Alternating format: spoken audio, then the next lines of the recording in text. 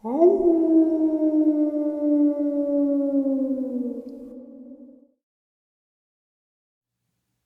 greetings and salutations, everyone. I hope everyone is doing well today. Today I have a terrifying, but very, very informative upload to share with you. Before we get into this, though, a couple links I'd like to share. As you know, I rely on Patreon, PayPal, and my merch store to help the channel to continue to grow and go. Those links are in the description below. Also, Dogman Frightening Encounters, Volume 1, 2, and 3, the audiobook versions. They were written and researched by Tom Lyons, narrated and produced by me, Jeffrey Nadolny. Those audiobooks are available on Audible, Amazon, and iTunes, the links to which are also in the description as well. Now, everyone, I have taken far too much of your time. Let's get on with today's upload. Shall we? Really quick, before we get into the upload, I want to apologize for yesterday's upload. I started recording that at 1:30 in the morning, and by 3 I was completely wiped out, and I honestly kept dozing off while I was recording, and I'd have to wake up and delete what I recorded, record again. So I apologize. Thank you for understanding. I am completely wiped out as of lately, but I will continue to strive for the best uploads every day for you guys. Now, yesterday I did an update on the Hood County, Lipen, Texas attack, Christopher Whiteley. And funny enough, the article that I shared with you yesterday was not the article that I wanted to share. I had an article that I was trying to get my hands on, and every time I would get it or have it within my grasp, for some reason the newspaper that had it would shut down. The site would just shut down. So today I actually figured out how to get it, and I wanted to share this one with you because it's much more informative. Also, I was approached on Messenger today by a gentleman who is a subscriber, and he or his father or father-in-law, just going off the top of my head really quick, is friends with the animal control or wildlife and fishing management, whatever. But he's got some info for us. I'm going to talk to him a little later today, and I'll share what he has to say with you guys tomorrow. So let's check this out. But also, I have some amazing and terrifying encounters right after this article. With a mountain lion skull tucked safely under his arm, Mike Bodenchuk walked more than a mile across downtown Fort Worth to the medical examiner's office. A federal wildlife expert with more than 4 decades of experience, Bodenchuk had been asked to help with a death investigation. The body of a 28-year-old man found 4 days earlier was already on the exam table when he arrived. His obvious cause of death was jagged tear around his right side of his neck. It had exposed vital tissue and opened his jugular vein. A wild predator must have killed him, deputies and medical examiners assumed within hours of finding the body near a wooded creek bed about 55 miles away in Hood County. Maybe they thought a mountain lion. Before wildlife experts could evaluate all of the evidence, the Hood County Sheriff's Office issued a warning. Residents needed to be on the lookout for a killer feline. Bodenchuk had already seen photos from the autopsy by the time he arrived for December 7th meeting in Fort Worth. He had already visited the creek bed where the body was found. He knew it was practically impossible that a wild animal was involved. He brought the mountain lion skull because he thought it would help explain to the sheriff's deputies and the medical examiners why they were wrong. But when the meeting started, it was clear they had already made their minds up. While Bodenchuk and the others argued, Jonah Evans listened through a speakerphone. Evans was then the Texas Park and Wildlife Department state mammalologist and is internationally recognized expert in tracking all kinds of wildlife, including mountain lion. He was asked to lend his own expertise to the case, and he meticulously chronicled his worries throughout the investigation in a journal on his computer. Perhaps the concern is that if it is a homicide, they may have severely mishandled the case. Evans wrote after the meeting, "I don't understand how the sheriff's office and ME could so quickly rule out a homicide. I'm really concerned about the possibility that a murderer is out there right now and had gotten away with this crime." Christopher Allen Whiteley, a chronic methamphetamine user with a long and violent criminal record, was found dead last December outside of Lipen, a town of 400. His autopsy, conducted in Fort Worth because Hood does not have its own medical examiner's office, showed he was probably high when he died. 2 days after finding Christopher Allen Whiteley, Hood County investigators told his family and the public that an animal was to blame. They stuck to their story, and still do. Though the Texas Parks Wildlife Department and other experts say it is extremely unlikely that a wild animal killed Whiteley, the wildlife experts' belief that an animal couldn't possibly have killed her son has also left Whiteley's mother unsure of whose story to trust and what really happened. From the earliest moments, an investigation by the Dallas Morning News has found the examination into Whiteley's death was riddled with false assumptions, errors that forensic and wildlife experts say left too many unanswered questions. Both the Tarrant County Medical Examiner's Office and Hood County Sheriff's Office, the two agencies responsible for determining if a crime was committed in Whiteley's death, have been under fire recently for sloppy work and incomplete investigations. The news reviewed hundreds of photos, emails, text messages, reports, and other documents from local, state, and federal agencies that investigated the case. They show that soon after finding his body, Hood County investigators landed on an improbable theory of a mountain lion attack. Lieutenant Johnny Rose, a spokesman for Hood County Sheriff's Office and supervisor of the Criminal Investigations Division for the department, was at the scene the night Whiteley's body was found. He's convinced that the death was not a homicide. He said Whiteley's neck wound did not appear as though it came from a knife or another weapon. By morning, after they found Whiteley's body, investigators began thinking outside of the box, Rose said, eventually landing on a theory of a mountain lion attack. When asked whether other possibilities were considered and what specific evidence was used in developing their theory, Rose said no other opinion made sense. "At the end of the day, you stand on facts, not speculation," Rose said. "It was pretty clear it was not a homicide or a suicide. The determination that is a wild animal attack, I was comfortable with it." This isn't the first time that Hood County Sheriff's Office has come under scrutiny for cursory death investigations. Last year, Hood County Sheriff's Roger Deeds faced two challengers in the Republican primary for only a second time since he was first elected in 2008. During the campaign, both criticized the department's investigation under Deeds' leadership and suggested more training and oversight were necessary. David Streif ran against Deeds after a 34-year career in law enforcement and private security. Streif said deputies are underpaid, undertrained, and reluctant to do hard work of investigating serious crimes. Hood County has a reputation as the good old boy network, Streif said. There's an urgency to clear those as quickly as they can rather than do a thorough investigation.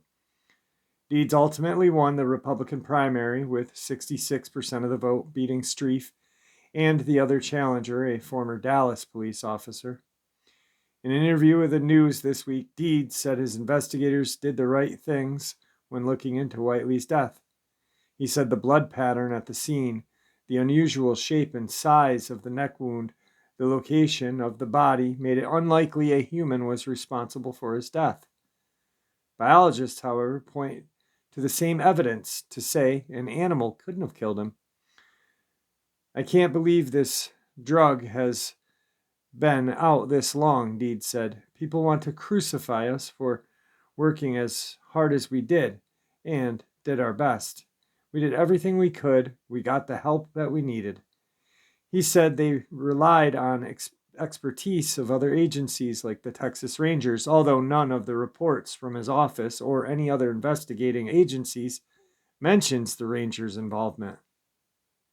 Texas Department of Public Safety spokeswoman confirmed that the Rangers were called, but directed questions back to the Hood County office. Rose said a ranger who was at the scene the night Whiteley's body was found came to the same conclusion as local investigators. Rose said the Rangers were not involved after investigators decided an animal was to blame. Deeds also said that Tarrant County medical examiner's findings showed an animal attack theory was valid, but the practices and thoroughness of the office have also been criticized this year. In the months since Whiteley's autopsy, the two highest-ranking leaders in office, Chief Medical Examiner Nizam Periwani and Deputy Chief Medical Examiner Mark Croce, have left the office amid a series of errors and controversies. In March, a Tarrant County judge found that Periwani had given false and misleading testimony in a 2006 capital murder case, saying a victim had been smothered when he had actually died of cardiac arrhythmia. Dallas County District Attorney's Office is conducting an independent review of Krause's work after an internal audit showed a lack of due diligence and many errors. Now, really quick, this is the very typical misleading information by newspapers and the local, state, and federal governments by putting a lot of filler into these updates. This filler has nothing to do with the case. There was many people on scene. Texas Rangers are the best of the best in Texas. And if there was a Texas Ranger on the scene, like they said, I'm going to take his word over anyone else's, especially some bureaucrat sitting in his office, suit and tie on, probably licking a glazed donut off his finger, coffee stain on his tie, But this filler crap is what gets me. They just put unnecessary stuff in here. But let's move on. Was placed on administrative leave in March, left the office in April. A few weeks later, Periwani announced that he would step down at the end of this month. Another deputy medical examiner, Susan Rowe, completed Whiteley's autopsy. Through a spokeswoman for the medical examiner's office, Rowe declined to answer questions about the investigation. Several forensic investigators who were not involved in the case looked at photographs of Whiteley's body, his autopsy report, and other investigative documents for the news. They all said it was unclear how Whiteley was injured. Kendall Crowns, a deputy chief medical examiner in Travis County with a specialty in dog bites and animal-related deaths, said that Whiteley's neck wound probably came from the bite, but that he could not say what kind of animal. Something bigger than a dog, Crown said. So that would rule out coyotes quite quickly and domestic dogs. Well, you know what? That also rules out mountain lions, because a mountain lion's jaw and mouth is smaller than a dog's. So right there, we've eliminated coyote, we've eliminated dog, wolf, mountain lion, any kind of feline. That's the very theory that authorities eventually settled on in January. A dog or other unspecified animal was the culprit. Dogman. Mountain lions, cougars, pumas, they're all the same animal. Puma concolor. They've never been seen in Hood County, according to the Texas Park and Wildlife Department. Only about 20 confirmed sightings have occurred outside of far south and west Texas in the last 5 years. The Texas Parks and Wildlife Department does not have any records of a mountain lion fatally attacking a human in the state's history. Fewer than 30 have happened nationwide in the last 100 years. When wildlife experts were called to the creek bed where Whiteley was found, they looked for evidence of any kind of animal and animal attack. If wildlife was involved, then tracks or prints, scat, or signs of a struggle, such as broken tree limbs or drag marks, would be on the ground nearby. They also would expect to see signs of predation feeding on Whiteley's body, deep cuts from claw marks, or at least the telltale puncture wounds of feline teeth. They found none. Then why were authorities so quick to pin the death on a cougar? Christopher Whiteley's mother thinks it may be cause of who he is, the mistakes he made, the crimes he committed. Kimberly Spurrill remembers her son as a jokester, often laughing, poking fun at his family and friends. Christopher were tight, said Spurrill, who lives in the rural Limestone County. He loved to make me turn red. He loved to embarrass me because me and him, like I said, we joked a lot. Court records show Whiteley's teenage years were marked by criminal behavior and drug use. He was accused of sexual crimes against 2 toddlers, court records show, but he later denied the charges. Those records show he was incarcerated for those and other crimes as a minor. He and his longtime girlfriend, Samantha Messina, who goes by the name of Tyler, had a daughter in the summer of 2012 when Whiteley was 19. In November of 2013, Messina delivered their second child, a boy who tested positive for marijuana at birth, court records show.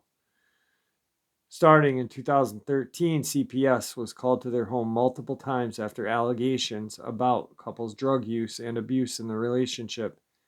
Family members told CPS in 2014 that Whiteley had beaten Messina with a pipe. They said that Whiteley might have ties to the Aryan Brotherhood or Aryan Nation. Messina and Whiteley deny the allegations. The couple refused to seek treatment for their drug use. Their 2 children were removed by a court order, and Messina was terminated her parental rights.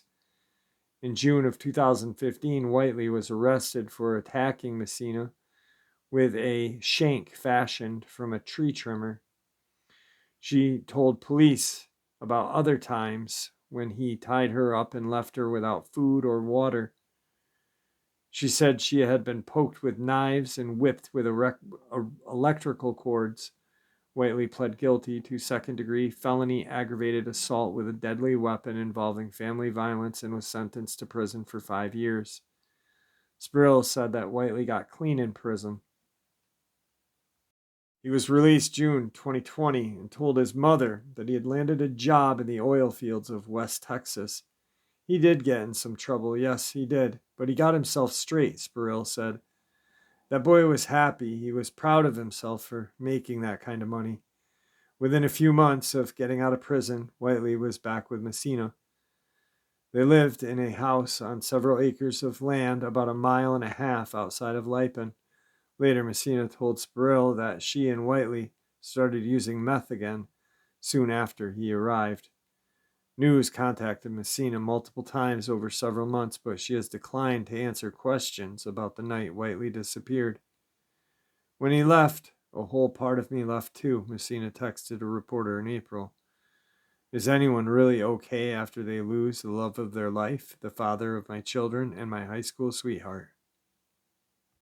December 2nd, Spurrill had trouble getting in touch with her son. She called him twice, but there was no answer, no reply. She tried calling some of his friends. She messaged Messina on Facebook, asking if her son was with her. Yeah, we're napping, Messina wrote. One of the friends, whom Spurrill called, dialed 911 in the afternoon, saying Whiteley's disappearance sounded suspicious. 2 Hood County Sheriff's deputies came to Messina's door. She told them she had been sleeping in the previous morning and didn't realize Whiteley had left. The sheriff's deputies searched the area and found his body a little more than 500 yards southwest of the house, across the creek bed and down a rough trail through a patch of juniper. Whiteley sometimes cuts north through the creek bed to hitchhike on the main road nearby, Spurrill says, but his body was found south of the home. He was lying on his left side under some twiggy tanglewood brush.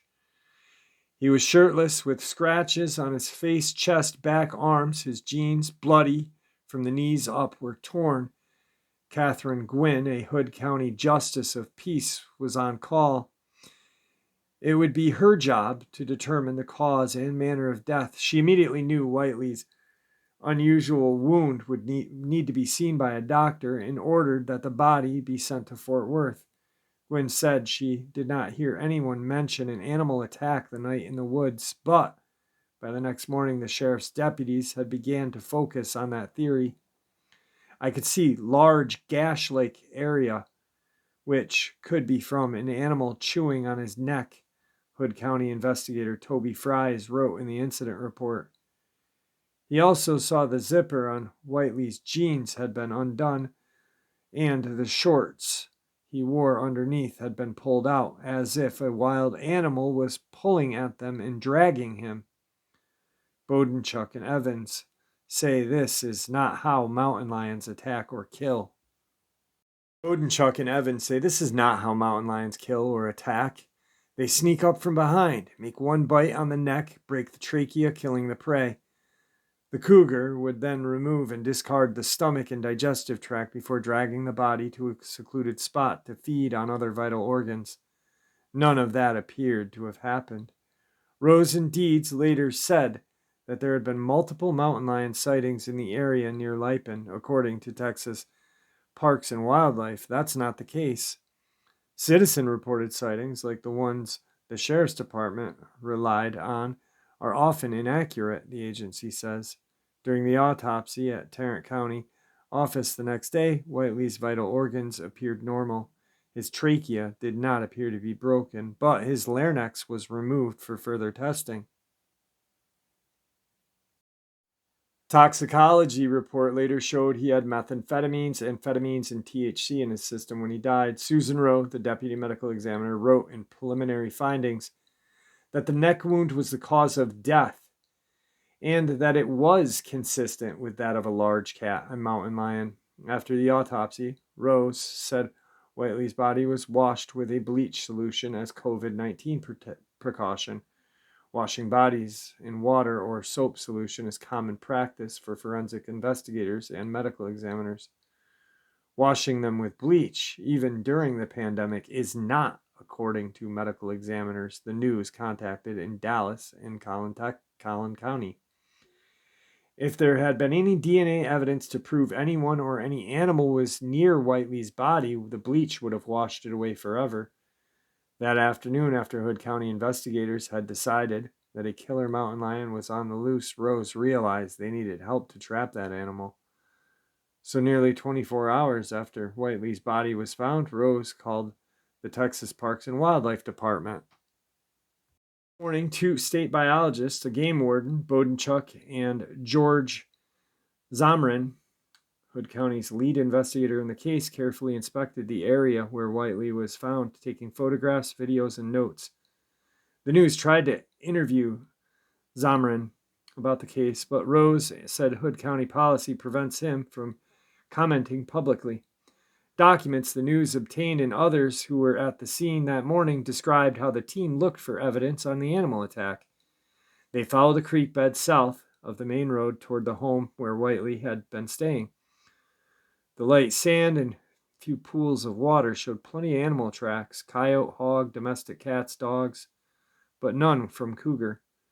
Zamrin and the game warden pointed the way through the junipers and toward the spot where Whiteley's body had been found, a thick pile of blood-stained red oak leaves and dirt marked where the attack happened.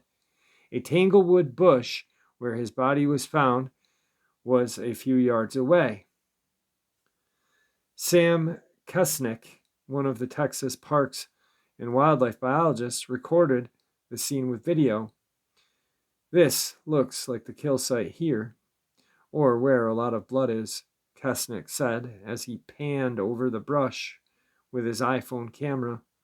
There's not much activity around here, not much wildlife activity around here. There were cowboy boot prints, like the ones Whiteley was wearing, and another set of tactical boot prints in the direction of the house. Zamrin told the others no first responders had been in that part of the woods.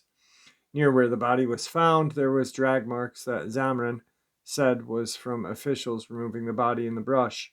But all signs the experts look for in the animal attack simply were not there. Bodenchuk even tried to imagine what other animals may be responsible: a wild hog, or even maybe a long shot, a loose exotic pet like a tiger. Still, there's no sign of wildlife.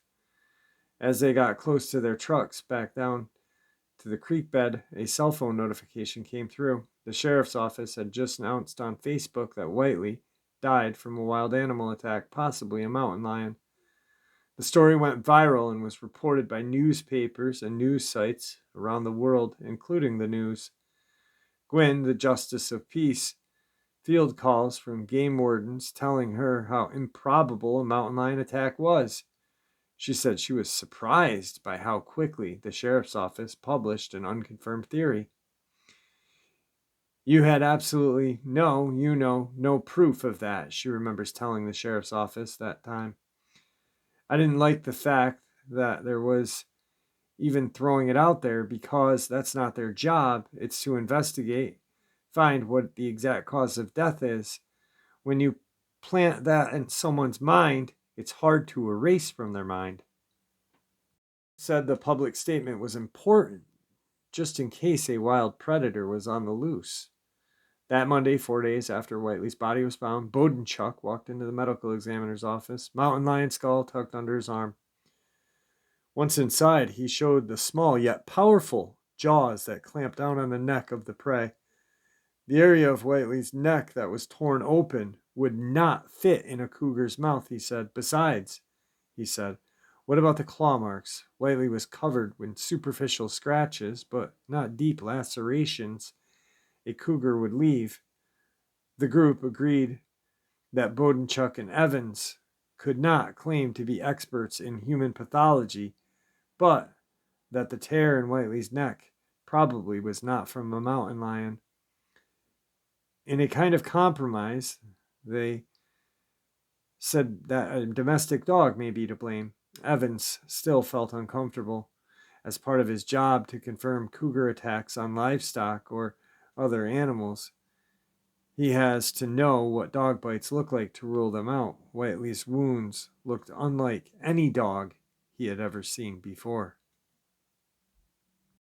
He sat at his computer. I find myself unable to shake the possibility that this was a homicide, Evans wrote in his journal. Perhaps it was even done intentionally to try to look like a bite wound, partially out of frustration, partially to get his own emotions and blunt recollections out while they were fresh. He reconsidered all he had seen. The evidence appears very shaky. I left the meeting questioning whether the people running the meeting were more concerned with finding out the true cause of death, or whether their reputation would be damaged if they retracted their original statement. In January, Hood County sent Whiteley's boots, pants, and fingernail clippings to the United States Department of Agriculture Wildlife Research Lab at Bodenchuk's suggestion. The researchers found mold growing in his pocket, a sign that the evidence had begun to deteriorate. If the genes had been frozen, the research scientists wrote to Zamrin in Hood County, any traces of saliva could have been preserved. We can't make a conclusion about wildlife species involved in this case, a federal researcher wrote. On January 25th, Gwynn, the Justice of Peace, certified Whiteley's death certificate, accident. It reads, accident by animal of some sort. Biologists who worked on the case still maintain there is no evidence of an attack from wildlife species. Forensic pathologists who know what dog bites look like rule out the theory. The sheriff's deputies in Hood County, Tarrant County medical examiners say a human could not have killed Whiteley either. The case has stuck with some of the wildlife officials who asked for their advice, but say they were ignored when Hood County officials pressed on with their mountain lion theory. Some say it has kept them up at night. Everyone wants to play CSI, Bodenchuk said. I wonder what we may have done differently. I think the fact is, it's an unknown animal, still leaves some questions, you know? Was it a domestic dog? Was it a feral dog? Was it something else? Why would it be out there? There are still a lot of questions that I cannot reconcile. Sprill said she still has trouble sorting through what different experts say about her son's death. You know, that's what hurts because we really don't know the damn truth, she said. It's horrible. Whatever happened is horrible. It's a nightmare. I can't heal. Nobody would tell me the truth. Horrific and tragic thought made all the more frightening knowing that whatever did tear Whiteley's neck open is still likely out there. Somewhere a killer could be on the loose. Okay, so this article is full of filler, but full of valuable information. You just got to kind of pick through it to get it. There's a lot of misleading things in there, and that's why they do it purposely. One thing that strikes me odd and fascinating all in the same sense is that they wash the body with bleach. Now, being that so many agencies were involved, maybe that's what the federal agencies, the real deal federal alphabet agencies, told Tarrant County Medical Examiner's Office to wash the body in bleach. We know what killed this man. We know it was a Dogman, and we don't want this to come out. So wash it with bleach, cover it up, and, you know, it's... And then you've got these biologists and others that are going out there, and they're finding blood. They're finding that he had been dragged, but yet in the same sense, they're saying there is no drag marks. The tactical boots could have been anybody. I mean, EMS workers, police officers all wear tactical boots. You're really going to keep an eye on everybody in their boots where they're going. You know, he probably needed to use a tree, the restroom. Someone and, walked off briefly and came back. Who knows? The point is that Christopher Whiteley was savagely attacked. Savagely. And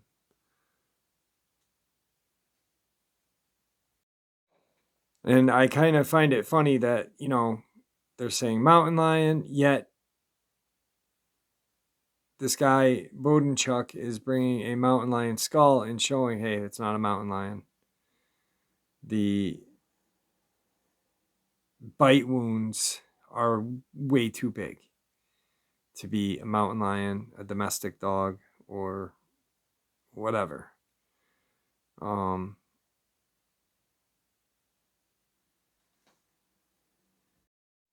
Then they throw the human aspect in of a homicide, feral dog. It's all a bunch of BS to cover the fact that this guy was found.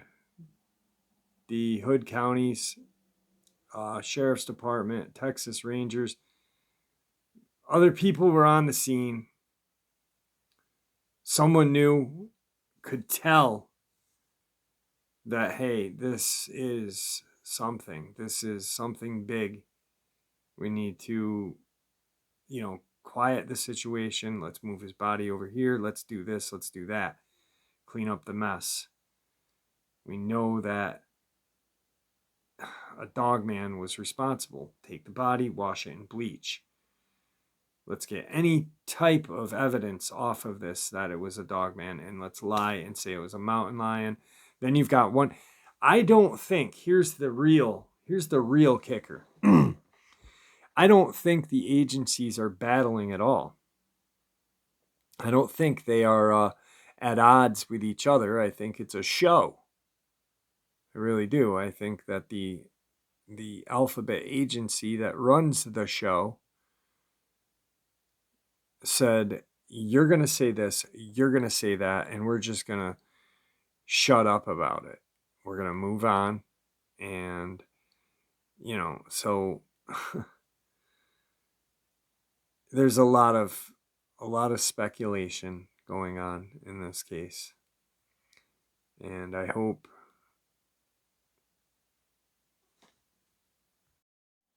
someday that the lies and all the BS will stop when we have cases like this and these kind of animals or creatures or what have you involved.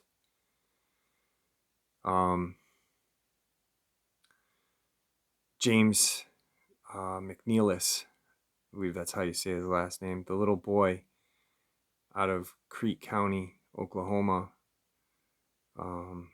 There's no updates on that, but we have all of these attacks and people are fearful.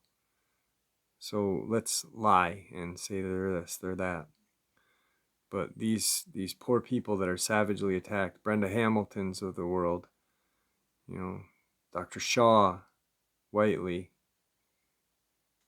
Dennis Martin, James McNeilis, all these people have either disappeared or were savagely torn apart.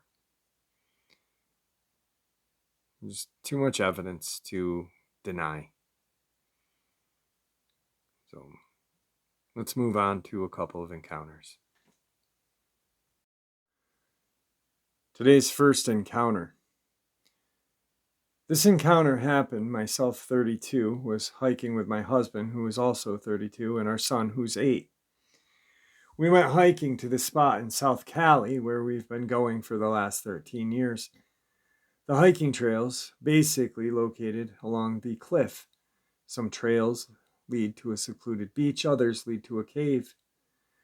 We took the trail that leads to the beach, and we usually keep walking longer than the average person since we are more familiar with the terrain after the trail ends. At around 4:30 p.m., we decided to hike back up the trail while watching the sunset. At the same time, the moon was rising in the opposite direction. This moon was huge, probably the biggest moon I've seen here. We decided once we get to the top of the trail around 5:30ish to keep hiking along some other trail, which we've also been on once or twice. The night was still young. Plenty of families were walking along this trail. I decided to take a quick break after a short jog to enjoy the scenery and appreciate the moon. At this time, my husband and son were pretty far from me, and all I could see was their silhouette. The night is now upon us. The fog from the Pacific Ocean was making its way up the cliff into the hiking trails. My husband and son decided to turn back and meet me because it was getting dark. My son began to run past us. At this point, my husband looks towards his direction and sees a black silhouette of a tall person standing about 9 meters away from my son. As soon as this thing notices that my husband is looking at it, it gets on all fours and takes off like an animal. He yells for my son to come back. He then tells me what he saw and says something is running across the trail. I'm scared of dogs, so the first thought was stray dog running loose. He says no, it was bigger than a dog, almost the size of a bear, but it had the silhouette of a man standing in the middle of the trail, and it took off on all fours as soon as I looked at it. He said this thing was darker than dark around us. At this point, we're all freaked out. We're all hugging each other close, not knowing what to expect next. We're basically in the middle of the trail we've only been on once with a crappy phone and service. We look around, the trail was completely empty, with no one to be seen. We're basically the only ones there. The trail went from being packed with people to now us three being the only ones within minutes, which made everything more terrifying. We decided to suck it up and walk back to our car, which meant we'd have to pass where my husband saw this thing in the trail. My husband said he thought he saw the thing run down the trail, but once we got to the spot where he saw it, the trail turned right, but the figure ran left. To the left was a fence and a bunch of tall brush, making it impossible for something to go that way. Whatever it was would have had to jump the fence and keep going the way it went. We never saw or heard it jump the fence, and better yet, we didn't even hear its footsteps or anything moving in the brush. My husband said it just disappeared. We managed to keep walking along the trail while holding his phone's flashlight pointed at the fence and brush where we saw he'd go towards. All I had was my water bottle, and I was ready to use it as a weapon. All we could hope for this time was to see other people on the trail. Then we finally see lights coming from a motorbike toward the end of the trail. This person was going into the trail as we were relieved to be out of it and into the parking lot. When we finally got to the parking lot, it went from 50 cars to 2. There was this couple outside taking pics. At this point, even the person on the motorbike noped it back out of the trail and back to the parking lot and left. As we made our way to our car, I kind of joked with my husband how he might have seen a dogman or werewolf. He was still in shock and didn't say no, but he was still trying to process what he had seen. My son said he saw something crawling, and that's when my husband called him back. He was very scared that night and refused to sleep by himself. We all slept in the same room. My son said he felt like it had followed us the whole time home. I really hope not. We ended up watching this segment on the news by accident while having dinner, and we heard today, or the day it happened, was a super blood wolf moon. I am now 90% convinced that we saw a dogman or werewolf, 5% convinced it was a shapeshifter, 5% convinced it was a shadow person.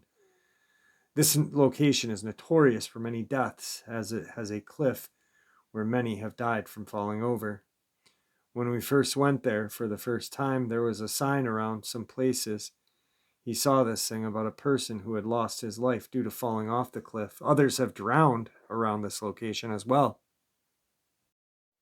You know, all I was thinking about when I narrated that was the family from Yellowstone.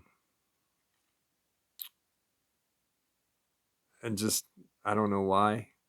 I don't buy the whole hypothermia thing. Do you?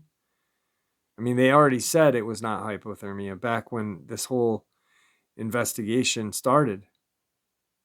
But who knows? Today's second encounter.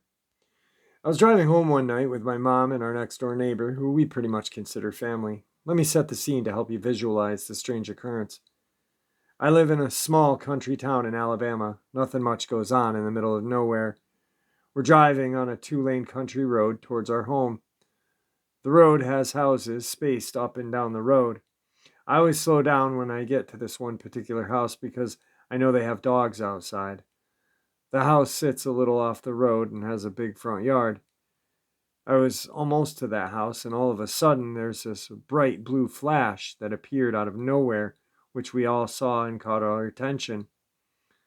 Then out of nowhere, this, for lack of better terms, creature leaps across the hood of my truck. This creature was hunched over and rather large and appeared to have fur on its body.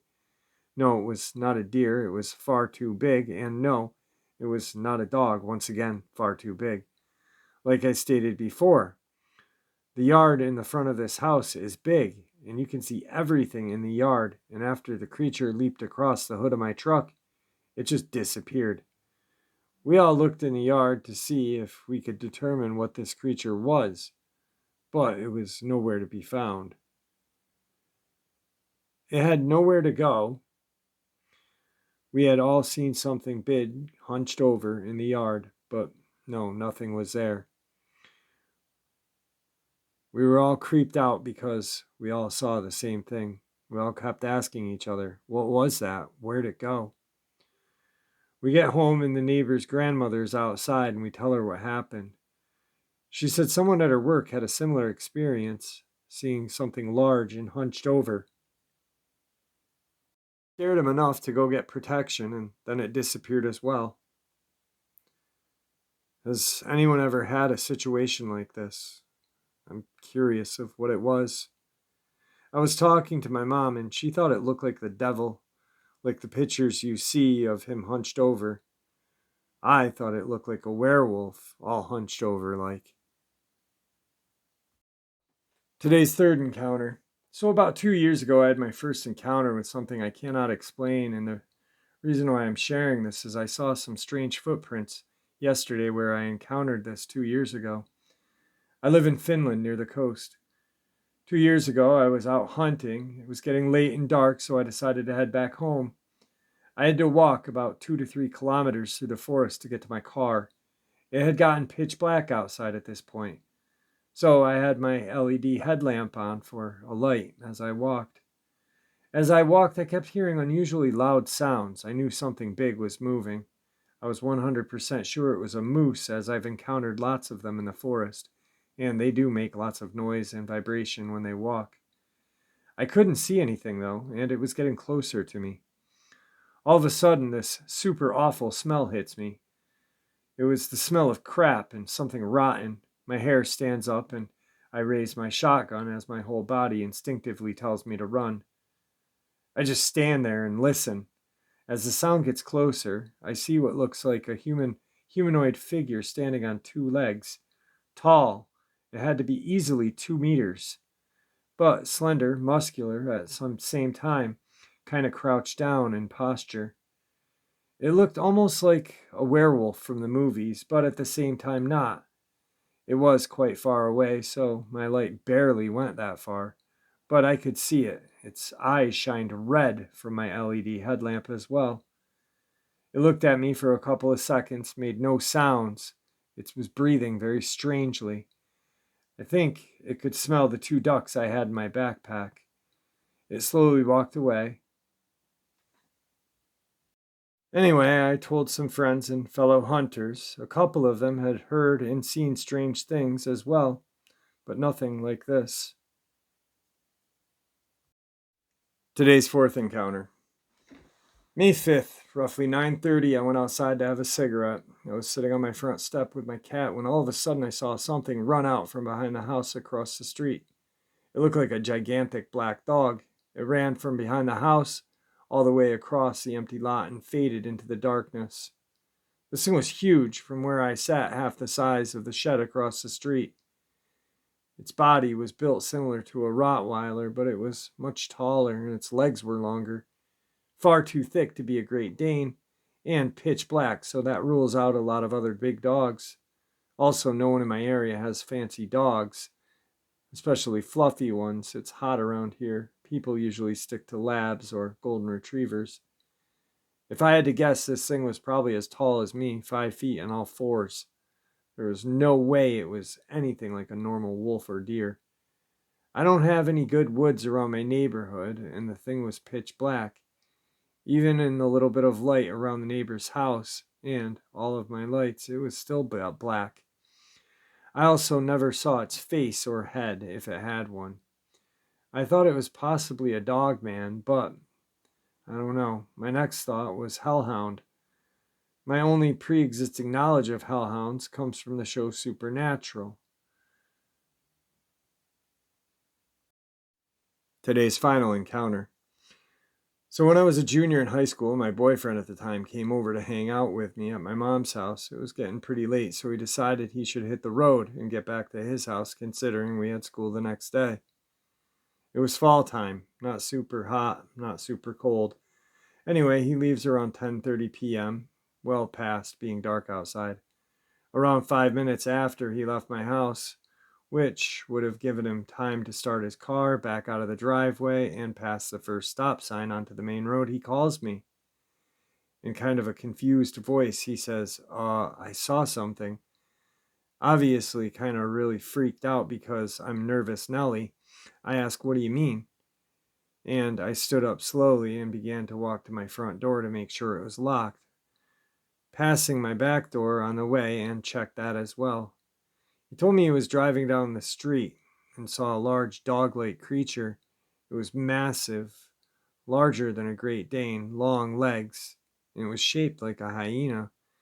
He said it had almost no hair, but was there. It was mangy and patchy. It was brown, tannish colored. He said it was huge mouth with huge teeth. The teeth stuck out on both sides. Apparently, this creature was heading in the direction of my house, so he called me to make sure I was aware.